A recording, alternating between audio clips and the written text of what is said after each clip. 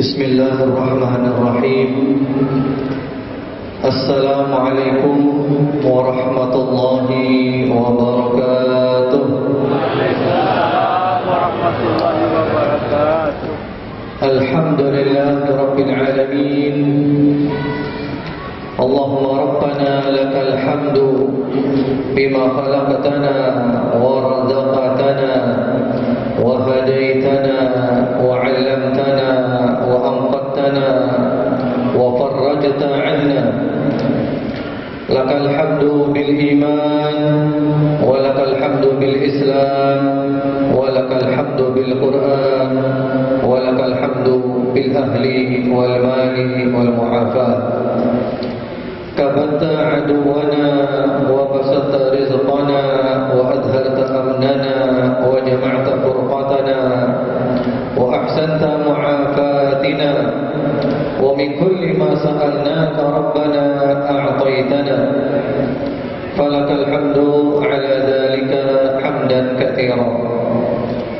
لك الحمد بكل نعمة أنعمت بها علينا في قديم أو حديث أو سر أو علانية أو خاصة أو عامة أو حي أو ميت أو شاهد أو غائب. لك الحمد حتى ترضى ولك الحمد إذا رضيت ولك الحمد بعد الرضا. اللهم لك الحمد حمدا حمدا ولك الشكر شكرا شكرا. اللهم لك الحمد شكرا ولك المن فضلا وأنت ربنا حقا ونحن عبيدك رقا وأنت لم تزل لذلك أهلا. يا ربنا لك الحمد كما ينبغي لجلال وجهك العظيم وعظيم سلطانك. سبحانك لا نحصي ثناء عليك أنت كما أثنيت على نفسك. اللهم اجعلنا شاكرين لنعمك مثنين بها عليك قابلين لها وأتممها علينا. وأشهد أن لا إله إلا الله وحده لا شريك له وأشهد أن محمدا عبده ورسوله. اللهم صل على محمد وعلى آل محمد وسلم تسليما كثيرا. أما بعد، اللهم إنا نسألك علما نافعا ونعوذ بك من علم لا ينفع. Para alim ulama, para asatid, para sesepuh, para pinisepuh, para pejabat, hadirin wal hadirat, wabil khusus guru kami Fadilatul Syekh Al-Ustaz Dr. Mustafa Umar hafizahullah ta'ala wa matta'ana Allah bituli hayatihi wa sihhatihi wa afiyatihi wa ta'atihi wa istiqamatihi. Kepada saudara-saudari para hadirin wal hadirat, teman-teman semuanya, juga perwakilan dari Sahabat Al-Aqsa yang tadi telah diwakili oleh saudara tercinta kami biasa menyebut beliau dengan panggilan akrab. Panggilan beliau adalah Pak J, hafizahullah ta'ala, dan teman-teman yang lainnya. Alhamdulillah, pada malam hari ini, hari Sabtu malam Ahad, tanggal 21 Jumadad Tsaniyah 1436 Hijriah, yang bertepatan dengan tanggal 11 April 2015, kita dimudahkan oleh Allah Subhanahu wa taala untuk berkumpul di salah satu rumah di antara rumah-rumahnya Masjid Agung An-Nur, Pekanbaru, Riau. Masya Allah, masjid kami di kota Malang juga bernama Masjid An-Nur. Dari Malang sampai ke Riau selalu bertemu dengan An-Nur, nurun ala nur, cahaya di atas cahaya. Semoga Allah memberikan kepada kita semuanya cahayanya, cahaya di dunia, cahaya di alam kubur, dan cahaya di akhirat nanti sampai bertemu dengan Allah Subhanahu wa ta'ala. Alhamdulillah, kami dimudahkan bertemu oleh Allah dengan Ustaz, dengan guru kami tercinta Al-Ustaz Dr. Mustafa Umar Hafizahullah Ta'ala, yang mudah-mudahan beliau oleh Allah diberi karunia sehat walafiat, selamat sejahtera, taat, istiqamah dan umur panjang dalam kebaikan. Beliau adalah merupakan nikmat Allah untuk bapak dan ibu yang berada di Pekanbaru, Riau ini. Karena alhamdulillah beliau termasuk salah satu pakar Al-Quran, tafsir Al-Quran. Dan kami berharap beliau bukan hanya memberikan kesejukan kepada penduduk Pekanbaru saja. Kami berharap beliau bisa tampil secara nasional, agar kita semua di Indonesia bisa menimba ilmu-ilmu dari beliau, bisa mendapatkan kesejukan-kesejukan dari beliau. Hafizahullah Ta'ala.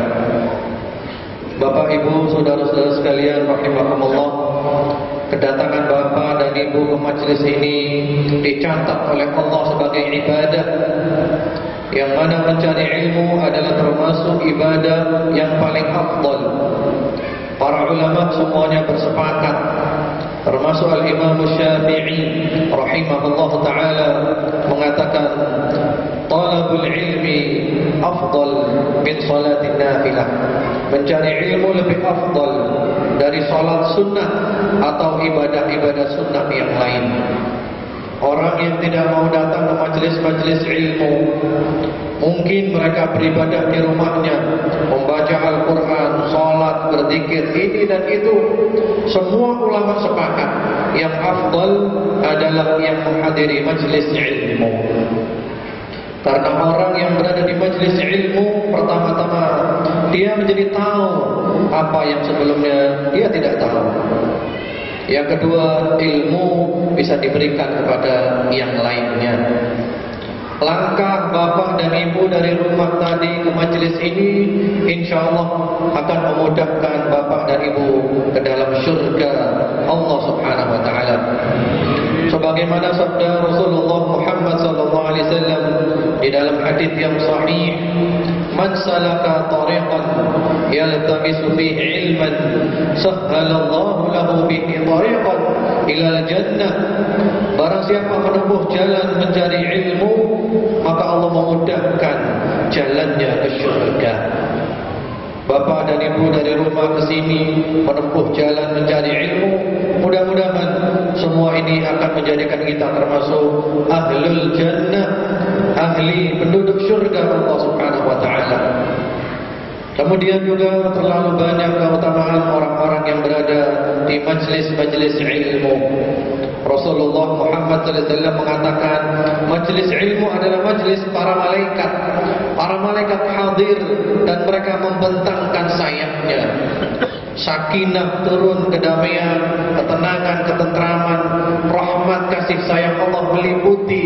Bahkan Allah membangga-banggakan di depan malaikat. Bukan hanya itu, kehadiran kita di sini menjadikan dosa-dosa kita diampuni oleh Allah Subhanahu Wa Taala. Di dalam hadis yang sahih disebutkan, orang yang berada di majelis ilmu itu dikatakan kepada mereka, "Qumu maghfuran lakum qad buddilat sayyi'atukum hasanat." Bangkitlah kamu dalam keadaan dosa-dosa kamu telah diampuni oleh Allah dan keburukan-keburukanmu diganti dengan kebaikan-kebaikan. Semoga kita semua mendapat semua keutamaan tersebut di dunia dan di akhirat ini. Allahumma amin. Kemudian alhamdulillah tadi pagi kami sempat hadir majelis Al-Ustaz Abdul Somad LC-MA, dan beliau banyak berbicara tentang bahagia, Masya Allah, ilmu yang sangat bermanfaat. Menurut kami, Bapak dan Ibu yang berada di Pekanbaru, Riau, ini berada dalam nikmat yang luar biasa. Jangan disia-siakan.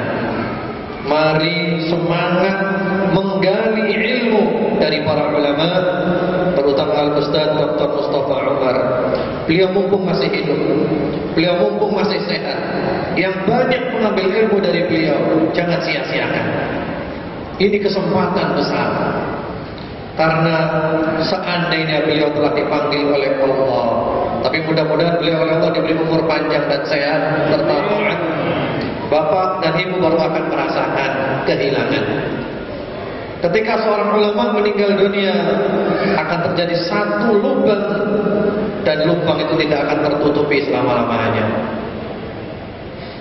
Ma'asyiral muslimin,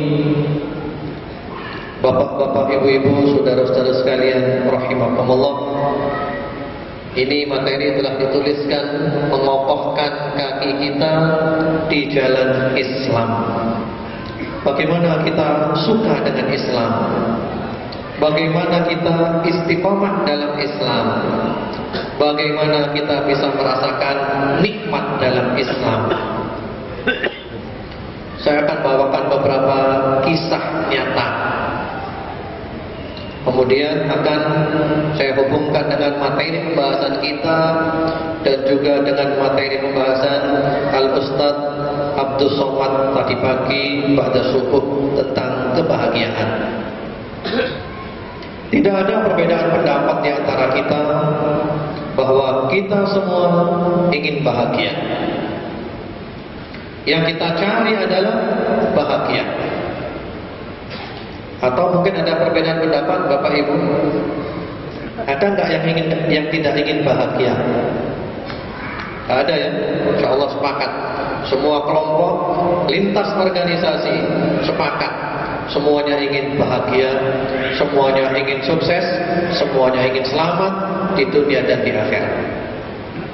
Ada beberapa kisah nyata mereka-mereka yang mencari bahagia tapi ternyata tidak pernah menemukan bahagia karena mereka salah jalan. Ada kisah seorang gadis sematawayang yang dikenal dengan nama Yulia Natasha. Gadis sematawayang, ayahnya adalah seorang presiden direktur bank di Wall Street, dan ibunya adalah seorang penari balet yang selalu menjadi primadona dalam setiap penampilannya. Yulia Natasha harta berlimpah, mobil mengkilap, rumah mewah, postur tubuh indah, wajah cantik rupawan.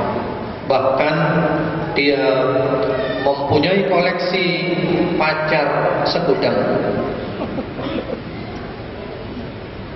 Menurut bapak dan ibu, Yulia Natasha bahagia atau tidak dia?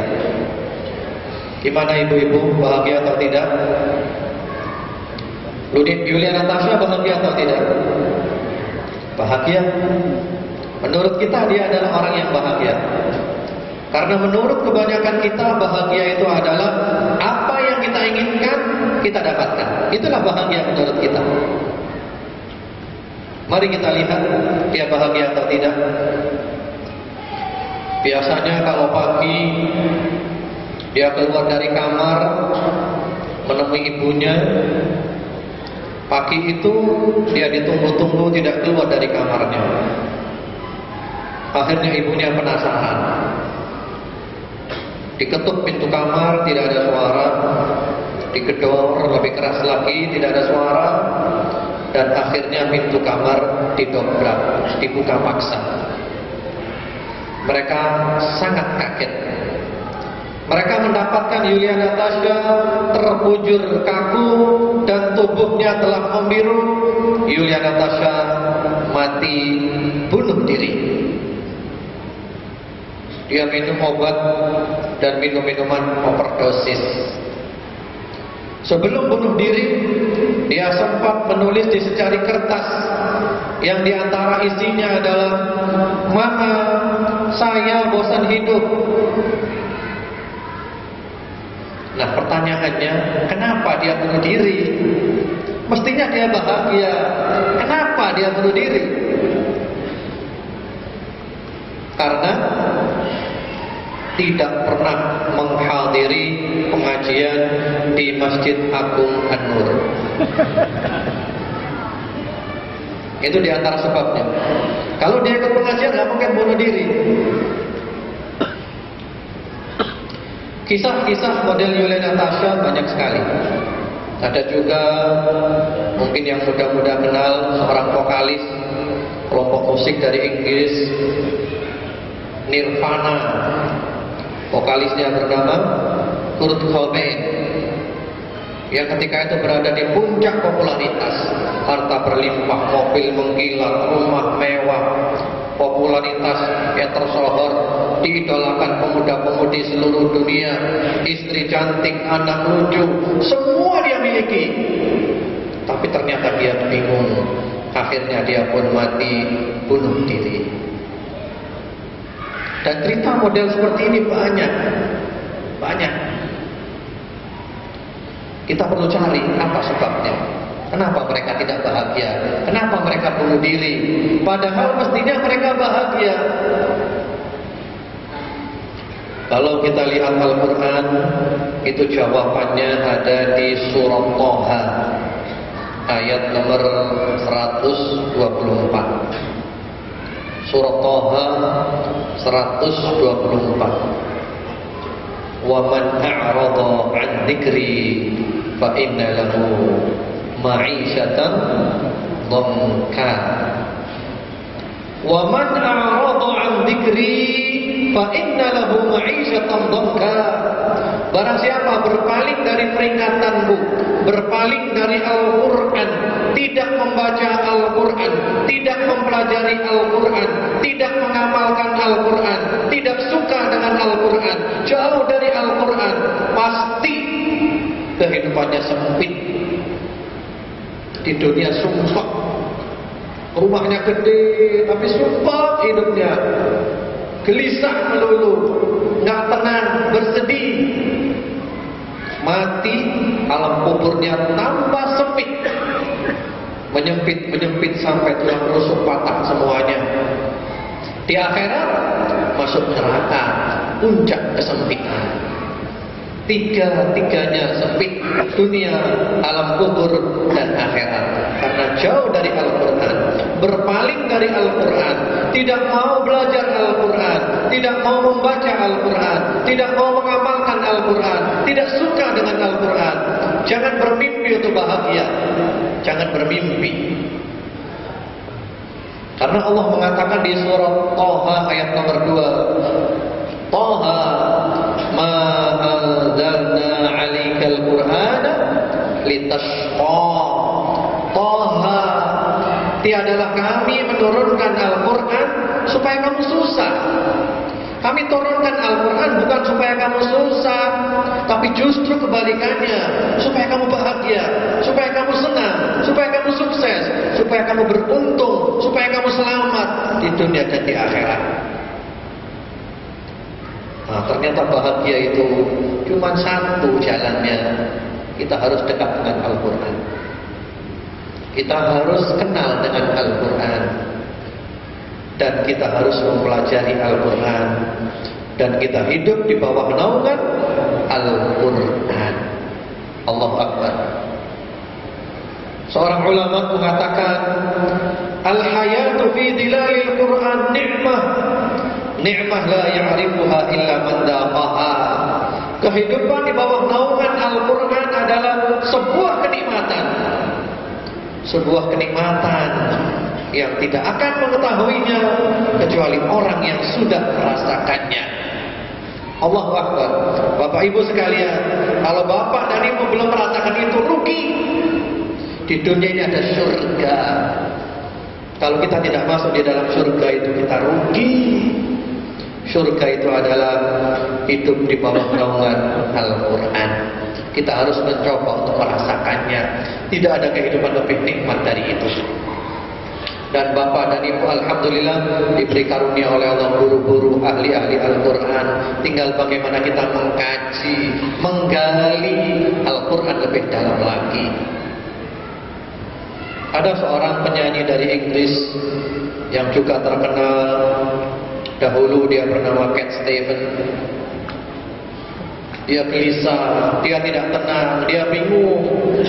Dia belajar berbagai macam agama dan dia tidak puas. Sampai lagu terakhir yang dia tulis berjudul The Morning Has Broken, yang menggambarkan betapa kehancuran jiwanya. Kemudian dia diberi hadiah Al-Quran, terjemah bahasa Inggris. Dia baca Al-Quran, dia pelajari Al-Quran. Subhanallah, dia merasakan inilah yang saya cari selama ini. Ini yang saya cari selama ini, dan saya sekarang telah menemukannya. Dia pun mengucapkan asyhadu an la ilaha illallah wa asyhadu anna Muhammadar Rasulullah. Dia masuk Islam. Namanya diganti Yusuf Islam. Sampai sekarang masih ada di Inggris. Bapak dan Ibu bisa dengan mudah mengakses di internet siapa dia, bagaimana sejarahnya, masa lalunya, masa sekarangnya. Dahulu sebelum kenal Al-Quran, hidupnya tidak jelas, seperti layang-layang lepas dari tali, seperti nelayan yang terombang-ambing di tengah lautan. Setelah kenal Al-Quran, hidupnya jelas. Dia sibuk mengabdi kepada umat, membuat sekolahan, yayasan sosial. Bahkan ketika ada tsunami di Aceh, beliau sempat datang ke Aceh, membuat cabang yayasannya yang bernama Small Kind. Dan kami ketika menjadi relawan di Aceh waktu tsunami sempat kerjasama dengan yayasan beliau itu. Hidupnya jelas, hidupnya bermanfaat. Tidak lagi seperti layang-layang yang lepas dari talinya, tidak lagi seperti nelayan yang terombang-ambing di lautan, karena dia kenal Al-Quran, membaca Al-Quran, mempelajari Al-Quran, dan mengamalkan isi Al-Quran. Bapak Ibu, saudara-saudara sekalian, rahimakumullah, memang benar hidup di bawah naungan Al-Quran kenikmatan yang tiada tara. Kalau kita lihat para ulama zaman dahulu, para salafus saleh, ada kalanya mereka hidup sederhana, apa adanya, tapi mereka bahagia luar biasa.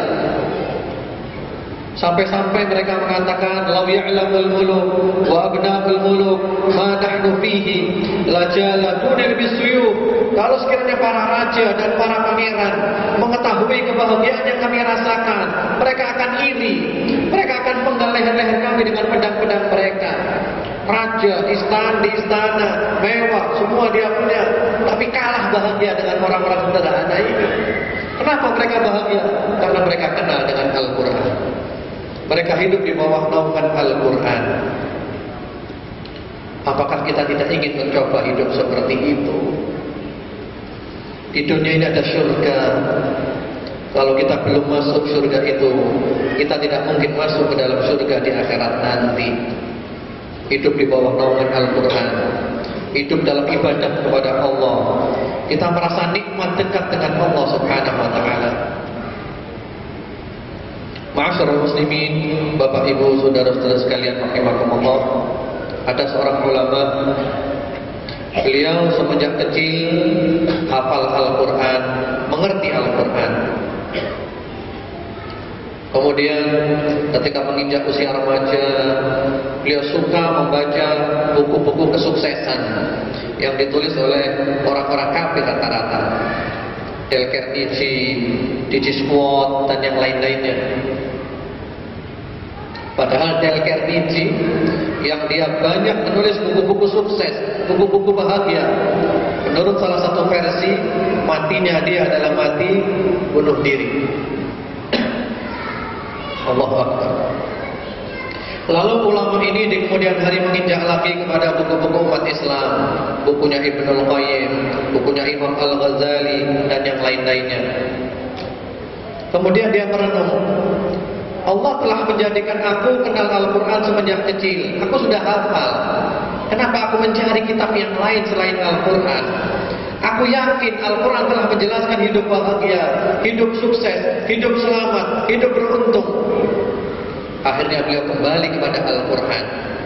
Dan ternyata benar, semua buku yang beliau baca tentang kesuksesan, kebahagiaan, keselamatan sudah ada di dalam Al-Quran semuanya. Intinya ada di dalam Al-Quran. Lalu beliau tulis kitab yang berjudul Mafatihu Tadabburil Quran wan Najat fil Hayat. Kunci tadabbur Al-Quran dan sukses dalam kehidupan. Kitab yang sangat indah. Semuanya ada di Al-Quran. Ibu-ibu percaya enggak? Kalau resep membuat soto itu ada di dalam Al-Quran. Percaya enggak ibu-ibu? Resep membuat soto, resep membuat rawon, makanan khas Pekanbaru apa? Apa namanya? Apa itu? Ya, itu ada di Al-Quran resepnya. Lengkap Al-Quran itu. Guru kami Syekhuna Fadilatul Syekh Muhammad bin Shalih Al-Utsaimin rahimahullah taala berkisah tentang seorang muslim dengan non-muslim makan di restoran. Lalu non-muslim itu menghina orang Islam. Hai orang Islam, katanya semuanya ada di Al-Quran. Ada nggak di Al-Quran resep membuat makanan ini? Wah, kaget orang Islam itu. Tapi dia pede juga. Dia bilang, ada di Al-Quran resep membuat makanan ini. Mana? Di surat apa? Dia panggil, suruh masak restoran tersebut. Wahai bapak, bagaimana cara membuat masakan ini? Diceritakan caranya begini, semuanya lengkap. Lalu si muslim mengatakan, di dalam Al-Quran ada persis seperti ini. Mana? Ayatnya berbunyi, fas'alu ahla dzikri in kuntum la ta'lamun. Kalau kamu tidak tahu, tanyakan orang yang tahu. Nah, berarti ada kan? Al-Quran itu lengkap. Ma farratna fil kitabi min syai'. Ma farratna fil kitabi min syai'. Tidak ada sesuatu pun yang kami tinggalkan pembahasannya di Al-Quran. Semuanya ada di Al-Quran. Hidup paling indah adalah hidup di bawah naungan Al-Quran. Mari Bapak Ibu kita kembali ke Al-Quran. Tidak pernah orang rugi ketika dia kembali ke Al-Quran. Kenapa para sahabat menjadi orang yang hebat? Tadi kami sempat menyinggung sahabat Suhaib Ar-Rumi radhiyallahu taala anhu, yang beliau mula-mula muda, kemudian beliau kerja menjadi orang kaya raya. Beliau membebaskan dirinya dari perbudakan. Ketika ada perintah hijrah ke Madinah, Suhaib radhiyallahu taala hendak berangkat hijrah ke Madinah. Lalu oleh mantan-mantan majikannya dilarang. Wahai Suhaib, kau tidak boleh berangkat. Kau dulu miskin papa, sekarang kau kaya raya, kau mau tinggalkan kami? Mau kau bawa hartamu ke Madinah? Kau nggak boleh berangkat. Apa kata Suhaib? Wahai bapak-bapak sekalian, seandainya harta saya tinggalkan di Mekah, tapi saya tetap berangkat ke Madinah, boleh nggak kalau seperti itu? Mereka katakan, kalau gitu boleh. Hartamu kau tinggal di Mekah, kau nggak boleh bawa ke Madinah. Apa kata Suhaib? Kalau begitu, biarkan aku hijrah ke Madinah. Seluruh hartaku aku tinggal di Mekah. Allahu Akbar. Ketika sampai di Madinah, bertemu dengan Rasulullah Muhammad sallallahu alaihi wasallam, beliau mengatakan, Robihal baik, sungguh untung perniagaanmu, sungguh untung perniagaanmu. Nah, kenapa ada sahabat seperti Suhaib? Kenapa? Ada sahabat seperti Abu Bakar As-Siddiq, Umar ibn Al-Khattab, Uthman bin Affan, Ali bin Abi Thalib, Abdurrahman bin Auf, dan yang lain-lainnya radhiyallahu anhum ajma'in. Kenapa ada seperti mereka? Kalau kita lihat, ternyata para sahabat Nabi dahulu, kitab mereka cuma satu. Sahabat Nabi dahulu kitab mereka cuma satu.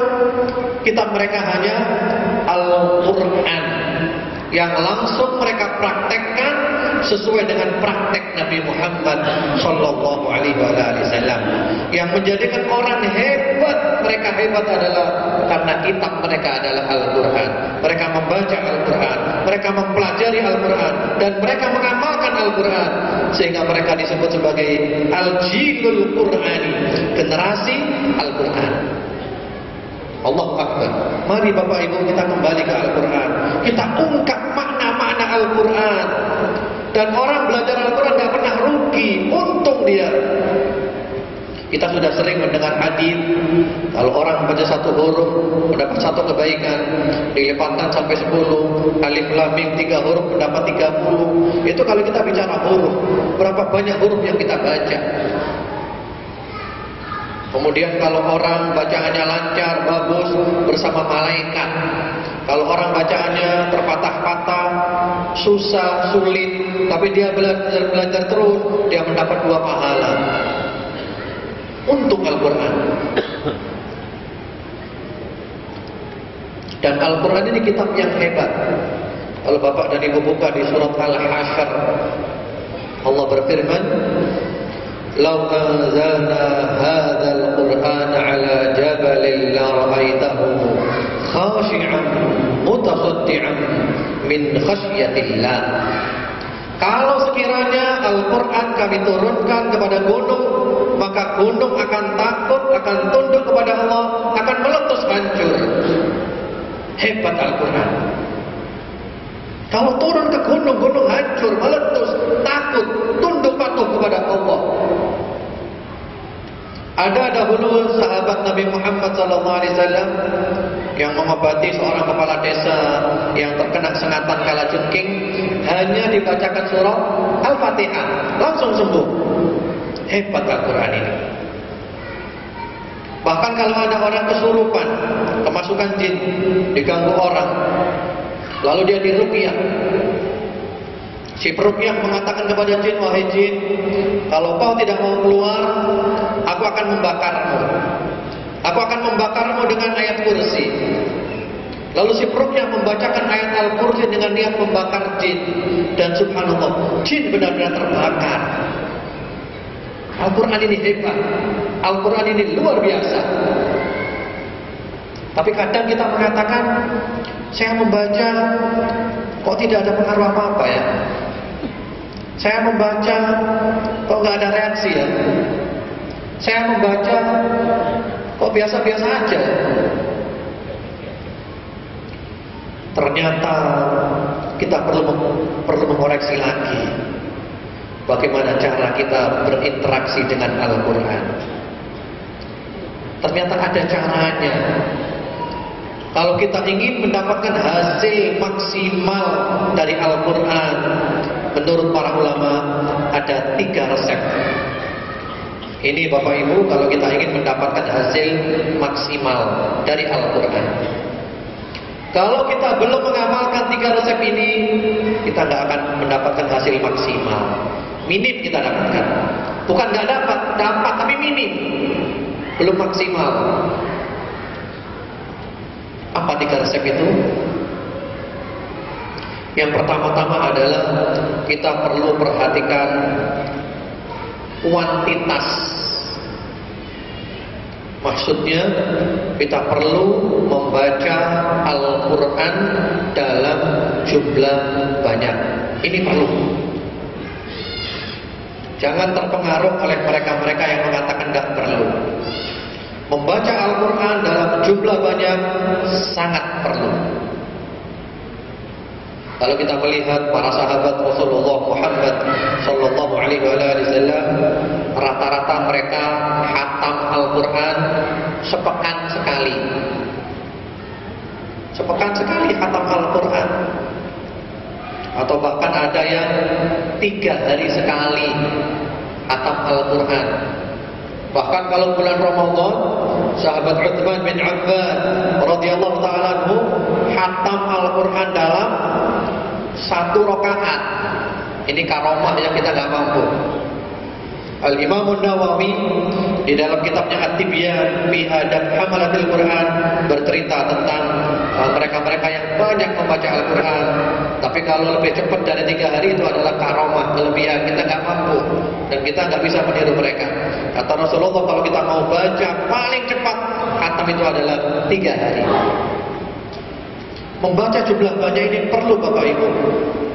Jangan terkecoh mereka yang mengatakan nggak perlu membaca jumlah banyak. Nah sekarang pertanyaan kepada kita sendiri, sudah berapa banyak Al-Quran yang kita baca setiap hari? 1 halaman, 2 halaman, kurang.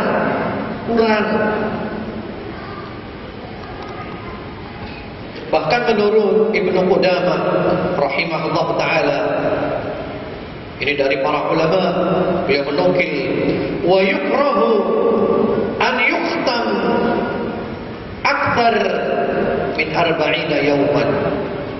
Dimakruhkan khatam Al-Quran lebih daripada 40 hari.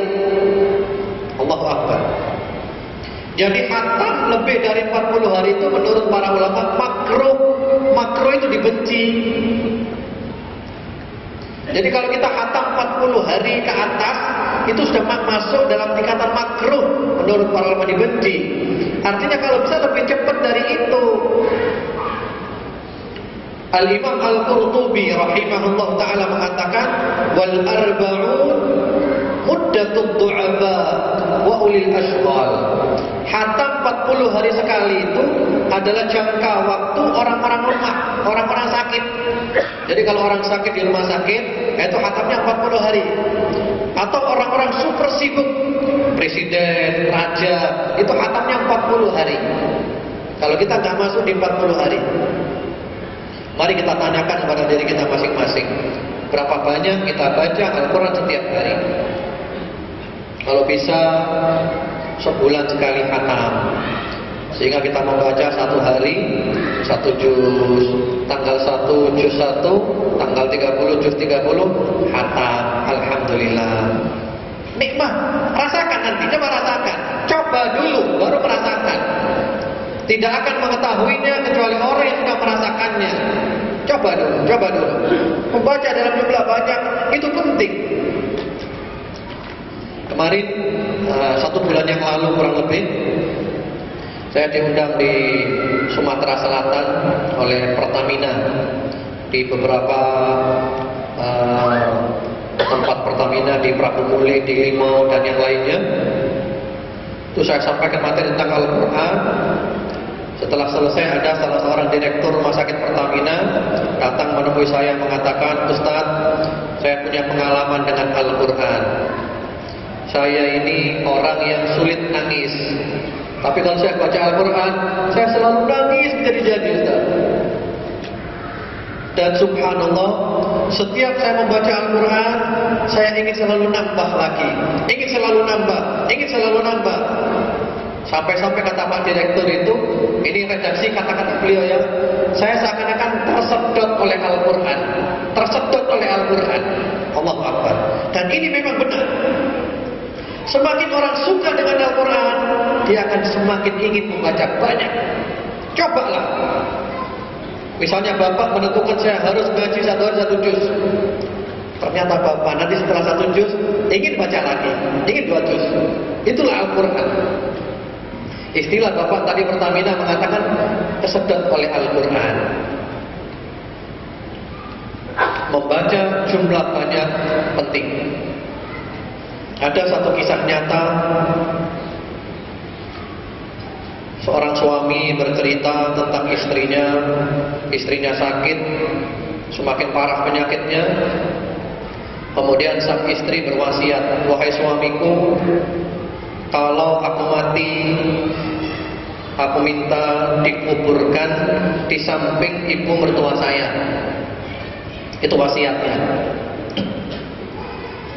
Akhirnya semakin parah penyakitnya dan dia pun meninggal dunia.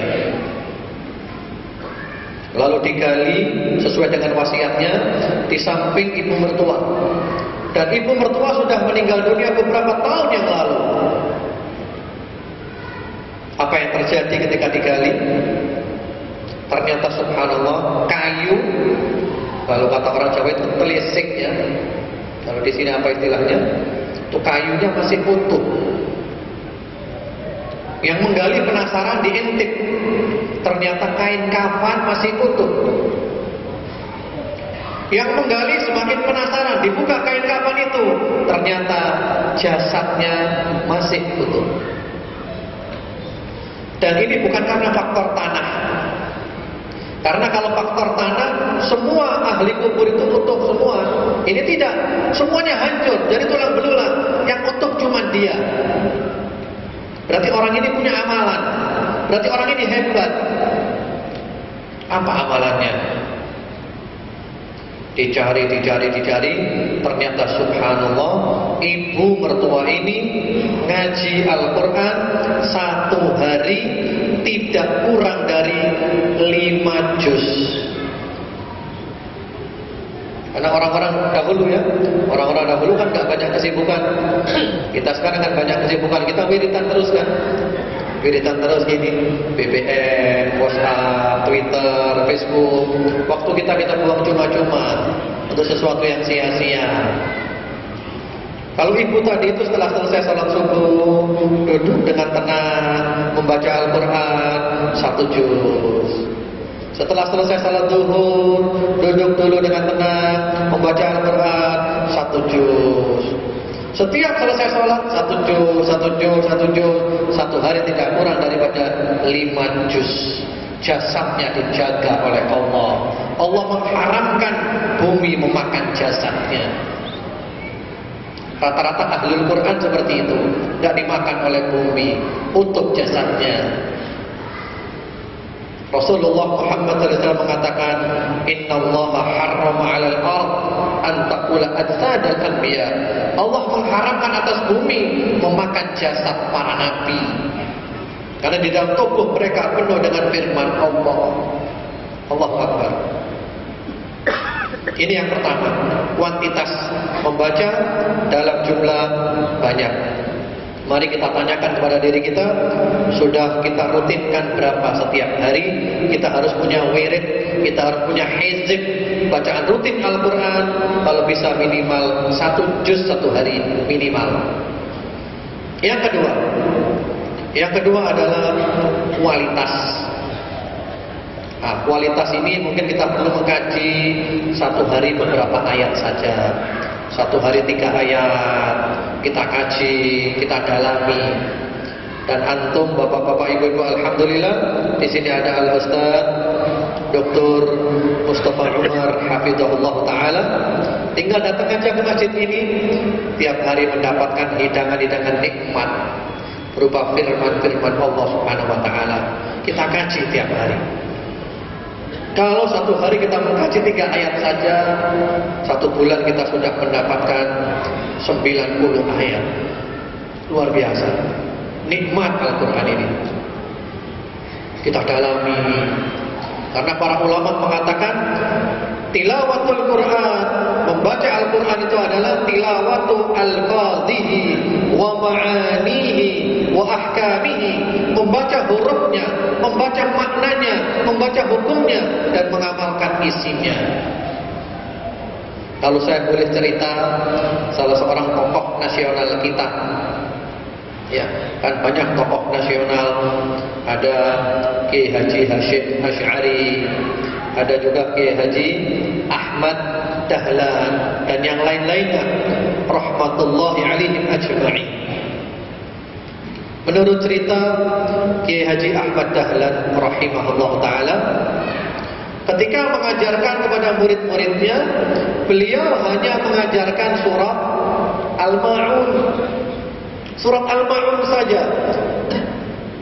Ara'aita alladhi yukadzibu bid-din, fadzalika alladhi yad'u al-yatim wa la yahuddu 'ala ta'amil miskin, fawailul lil musallin alladzina hum 'an salatihim sahun alladzina hum yura'un wa yamna'una al-ma'un.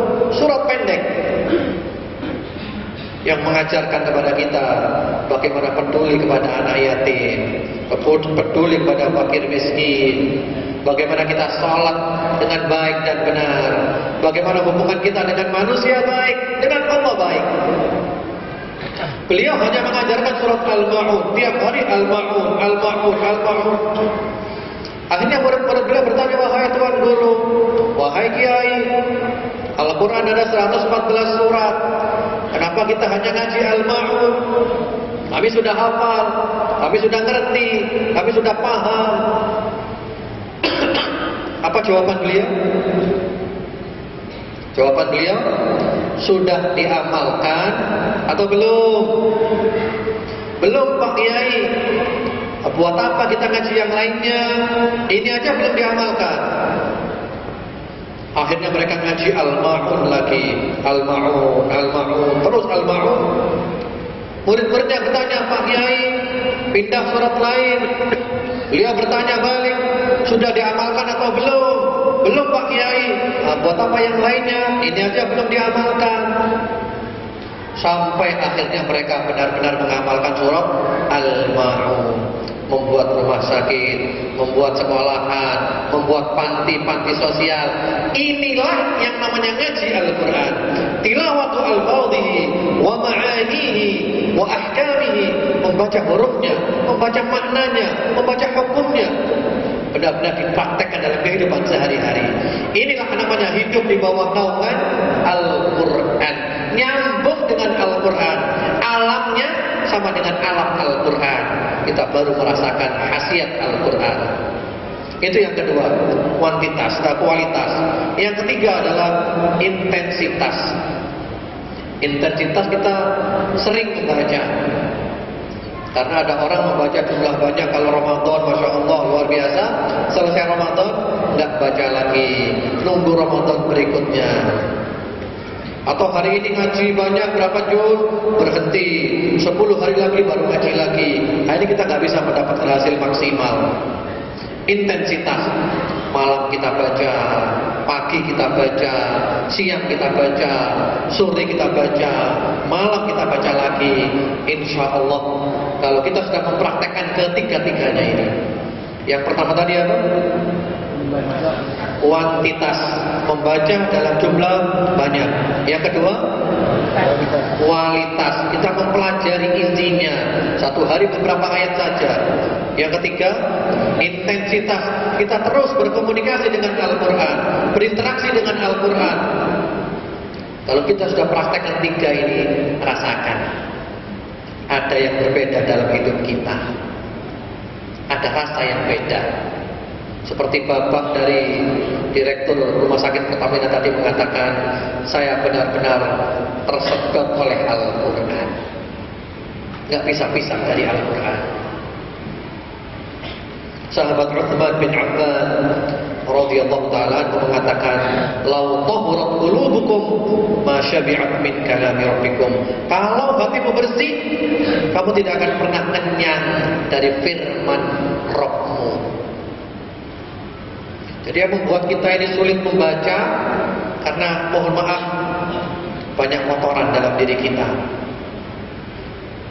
Ada seorang ulama ditanya, wahai Tuan Guru, saya kalau membaca kitab yang lain mudah, membaca koran mudah, membaca buku ini, buku itu, kitab ini, kitab itu mudah sekali.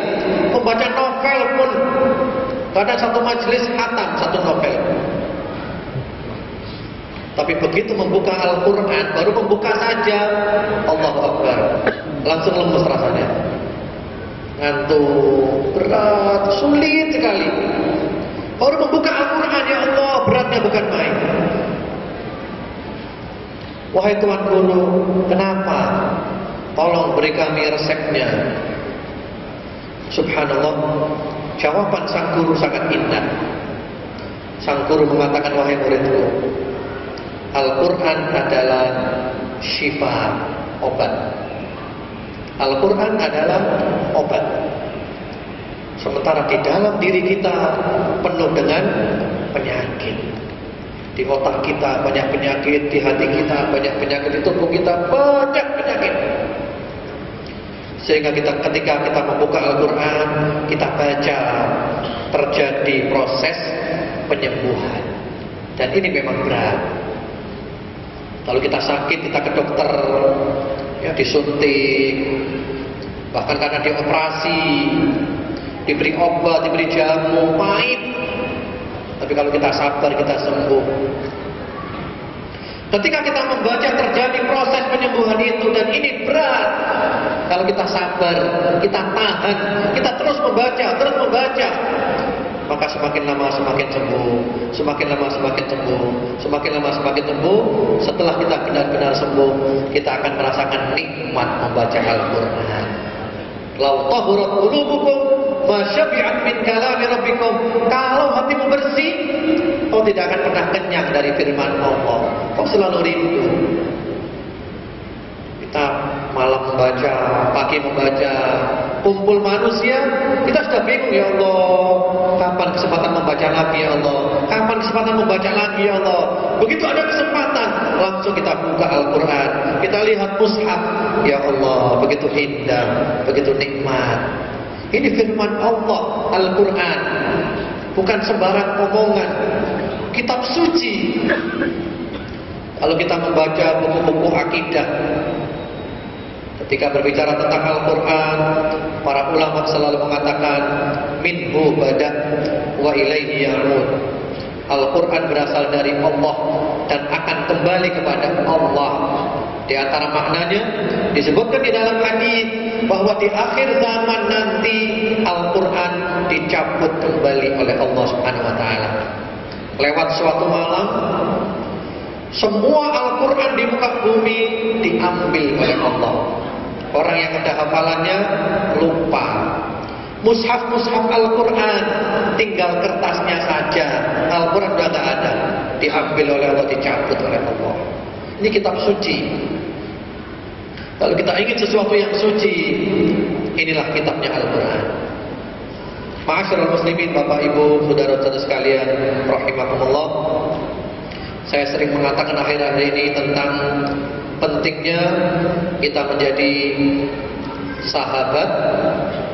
Tadi sahabat Al-Aqsa, ya, sahabat Al-Aqsa, sahabat Suriah. Ini perlu kita dukung ini perlu kita dukung. Alhamdulillah, insya Allah teman-teman dari sahabat Al-Aqsa, sahabat Suriah, kami sudah muamalah dengan mereka. Insya Allah mereka termasuk amanat dalam menyalurkan titipan-titipan kita. Dan kami juga pernah pergi bersama-sama Al-Ustaz Dr. Mustafa untuk menyalurkan bantuan langsung. Kita tahu cara kerja mereka, dan insya Allah mereka amanat. Mereka hanya jembatan kita, membantu kita untuk menyalurkan dana supaya kita nggak dosa. Karena kalau kita nggak bantu, kita dosa. Di rekening kita miliaran, sementara mereka di sana kelaparan, mereka kehausan, mereka kedinginan. Kita nggak bantu, kita dosa. Orang Islam satu tubuh. Kalau kita bicara Islam, nggak ada batas-batas negara, tidak ada bangsa, tidak ada suku. Al-Muslim akhul Muslim, innamal mu'minuna ikhwah, kal bunyan, kal jasadil wahid. Kita satu tubuh. Ada yang sakit, yang lain merasakan sakit. Kita seperti bangunan, saling menguatkan, saling mengokohkan. Nah, kalau tadi sahabat Al-Aqsa, sahabat Suriah, sekarang ada lagi sahabat Al-Quran. Nah, ini kita bahas sahabat Al-Quran. Mari kita menjadi sahabat Al-Quran. Kita menjadi keluarga Al-Quran. Mari Bapak Ibu kita dengarkan sabda Rasulullah Muhammad SAW.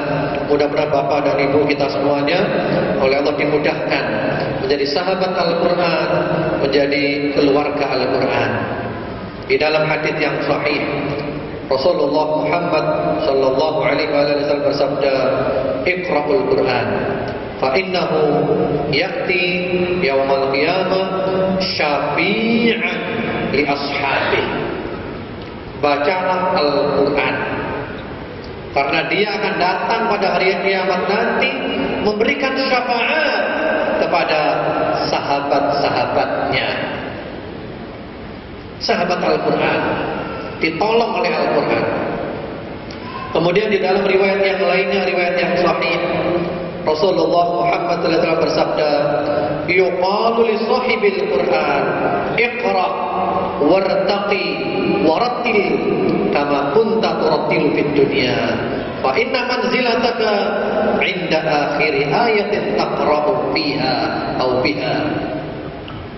Dikatakan kepada sahabat Al-Quran, bacalah dan naiklah, bacalah dengan tartil sebagaimana kamu membaca di dunia, karena kedudukanmu, derajatmu, tingkatanmu itu berada di ayat terakhir yang kamu baca. Jadi semakin kita banyak baca, semakin derajat kita itu tinggi, meninggi terus. Sahabat Al-Quran. Kemudian ada lagi istilahnya itu keluarga Al-Quran. Di dalam hadis yang sahih, Rasulullah Muhammad SAW mengatakan, Inna lillahi ta'ala ahli minan nas.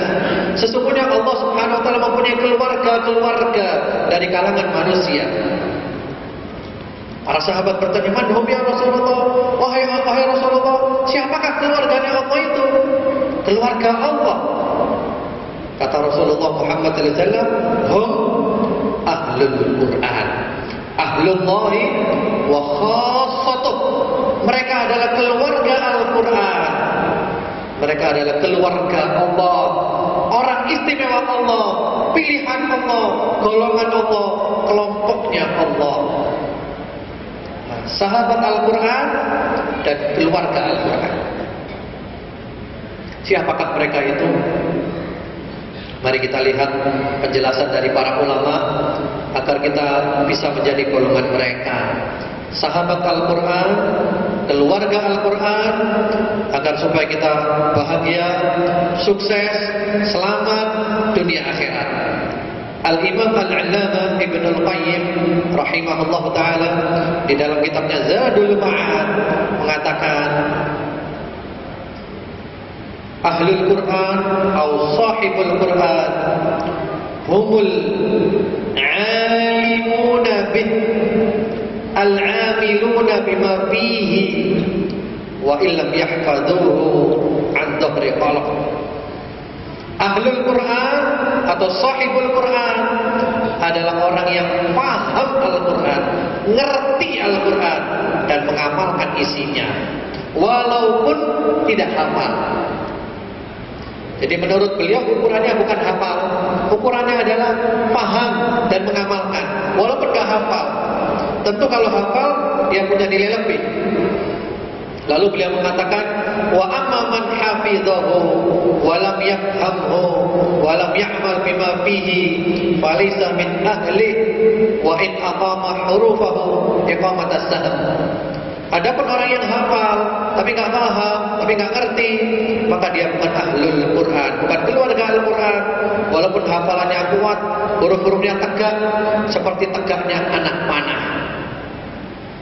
Jadi kalau kita ingin menjadi ahlul Quran, sahibul Quran, keluarga Al-Quran, sahabat Al-Quran, mari kita baca, mari kita pelajari, mari kita pahami, dan kita berusaha mengamalkan. Insya Allah kita akan mulia dunia akhirat. Ini janji Allah. Ahlul Quran, sahibul Quran, mulia dunia akhirat. Di dalam hadis yang sahih, Rasulullah Muhammad SAW bersabda, Inna Allaha yarba'u bihadal kitabi aqwaman wa yadha'u bihi akharin. Allah mengangkat kaum-kaum dengan Al-Quran dan Allah menjatuhkan kaum-kaum dengan Al-Quran. Yang membacanya, mempelajarinya, mengamalkannya diangkat oleh Allah. Mudah-mudahan seperti guru kita, Tuan Guru Al-Ustaz Dr. Mustafa Umar hafizahullah ta'ala, mudah-mudahan beliau termasuk ahlul Quran, beliau termasuk sahibul Quran, dan mudah-mudahan Allah selalu memberikan kepada beliau derajat yang tinggi, yang mulia di dunia dan di akhirat. Dan mudah-mudahan Allah tidak menyia-nyiakan harapan kami. Kami ingin agar beliau menjadi ulama nasional, bukan hanya ulama untuk Riau atau Pekanbaru, nasional. Kami di Indonesia ingin mendapat kesejukan dari beliau, ingin mendapatkan hidangan-hidangan nikmat melalui tafsir-tafsir beliau. Tapi sebaliknya, kalau orang membaca Al-Quran tidak mau membaca atau tidak mengamalkan, maka akan direndahkan oleh Allah, dijatuhkan oleh Allah di dunia dan di akhirat. Bapak Ibu, saudara-saudara sekalian, rahimakumullah, subhanallah, semakin larut, tanpa terasa sudah pukul hampir 10:30 malam. Allahu Akbar. Insya Allah Bapak dan Ibu duduk di sini malam ini akan menjadi kebanggaan Bapak dan Ibu setelah mati nanti. Akan menjadi cahaya di akhirat nanti. Kita rela capek, kita rela payah, kita rela ngantuk demi berada di rumah Allah, untuk mengkaji ayat-ayat Allah, untuk kita lebih dekat kepada firman-firman Allah. Inilah pertemuan yang mudah-mudahan kita akan banggakan di hari kiamat nanti. Tidak akan sia-sia. Tinggal satu permasalahannya, bagaimana pembahasan kita pada malam hari ini bisa kita aplikasikan dalam kehidupan kita sehari-hari. Jangan sampai pengajian ini tinggal pengajian begitu saja, esok hari dilupakan, atau cerita kepada teman, tadi malam pengajiannya enak, tapi kita nggak paham isinya, ataupun nggak mengamalkannya. Sungguh rugi. Kami datang dari jauh ke sini ingin mengajak semua saudara-saudara kami untuk hidup bahagia, untuk sukses, dan untuk selamat dunia akhirat. Sukses itu adalah sukses menurut Al-Quran. Mohon maaf, saya ingin sedikit cerita tentang pengalaman hidup. Hari ini usia saya sudah lebih daripada 43 tahun. Mulai dari usia SMP, saya suka membaca buku-buku tentang kesuksesan.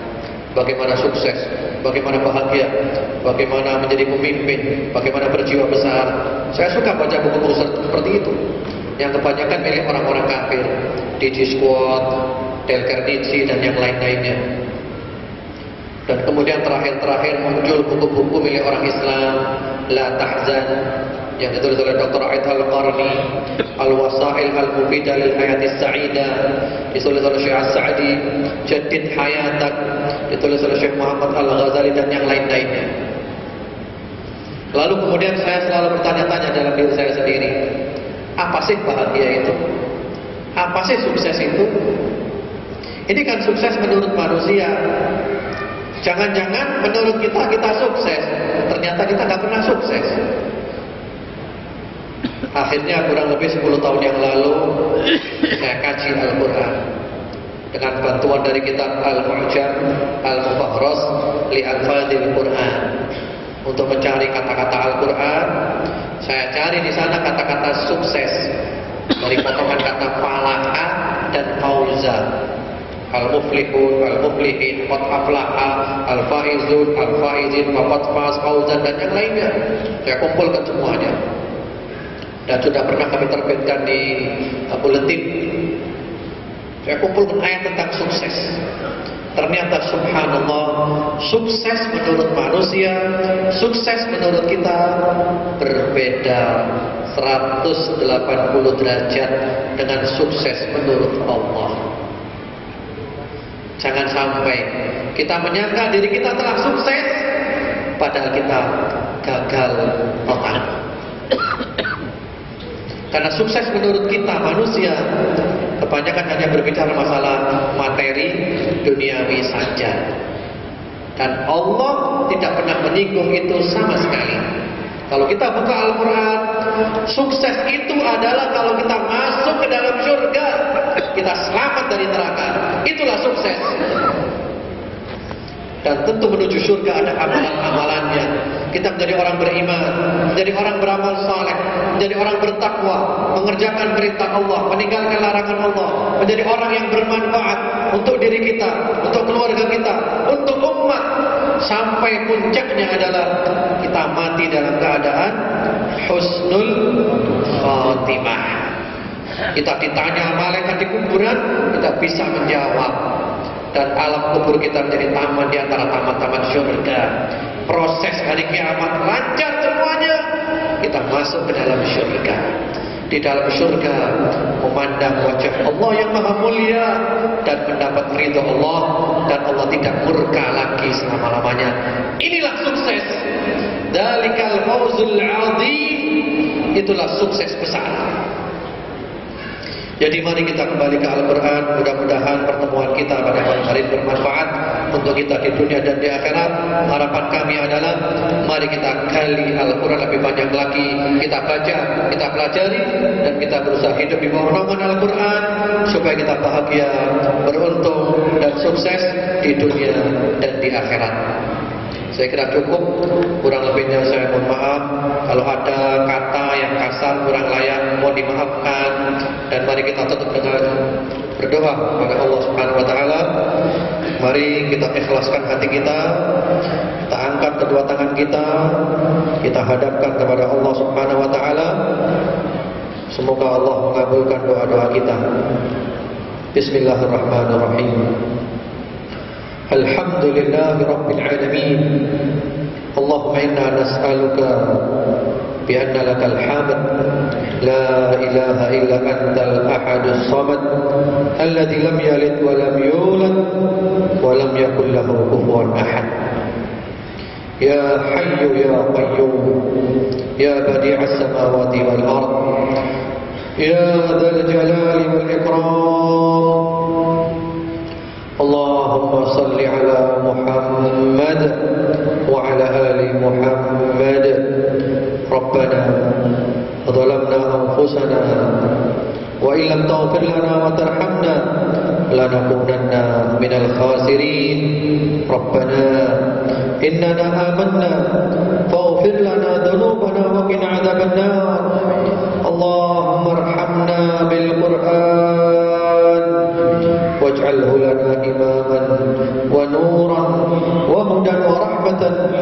Allahumma dhakkirna minhu ma nusina wa 'allimna minhu ma jahilna warzuqna tilawatahu ana al-layl wa atraf an-nahar waj'alhu lana hujjatan ya rabbal alamin. Allahumma inna 'abiduk banu 'abidik banu ima'ik nawasina biyadik madin fina hukmuk عدلا فينا قضاء. نسألك اللهم بكل اسم هو لك سميت به نفسك أو أنزلته في كتابك أو علمته أحدا من خلقك أو استأثرت به في علم الغيب عندك أن تجعل القرآن ربيع قلوبنا ونور صدورنا وجلاء أحزاننا وذهاب همومنا.